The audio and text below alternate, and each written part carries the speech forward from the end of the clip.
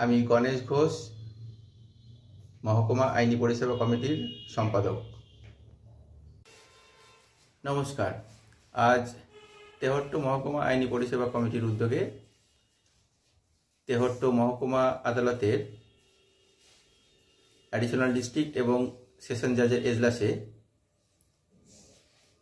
এবছরের অর্থাৎ 2024 সালের প্রথম জাতীয় লোক আদালতের আসর বসেছিল এবং সেখানে প্রি লিটিগেশন এবং পোস্ট লিটিগেশন মিলিয়ে সর্বমোট 361টি কেস রেকর্ড উত্থাপন করা হয়েছিল, যার মধ্যে 101টি কেসের সুষ্ঠু মীমাংসা সম্ভব হয়েছে এবং এই 101টি কেসের মোট সেটেলড অ্যামাউন্টের পরিমাণ 23,79,233 এবং এর মধ্যে 13,58,013 টাকার সঙ্গে সঙ্গে সেখানেই স্পটেই ব্যাংক কর্তৃপক্ষ বুঝে পেয়েছে এবং বিচারপ্রার্থীরা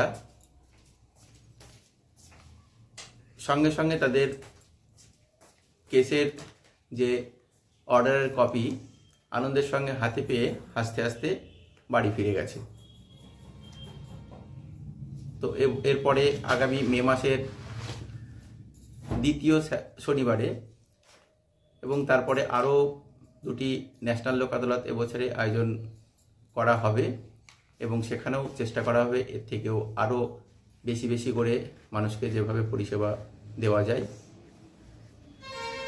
তার লক্ষ্যেই মহকুমা আইনি পরিষেবা কমিটি তেহট্ট অঙ্গীকারবদ্ধ। ধন্যবাদ।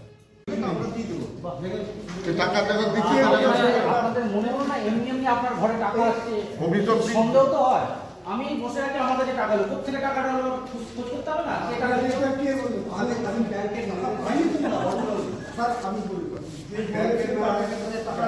অমিত দা, হ্যাঁ, রবীন্দ্রনাথ সরকার ও তখন বললো যে আমি কিভাবে টাকা পৌঁছে দিতে আমি জানতে না, তো আমি যে ম্যানেজার ছিল সেই ম্যানেজার কথা বলছি, বলি টাকাটা যেভাবে করে দেবো।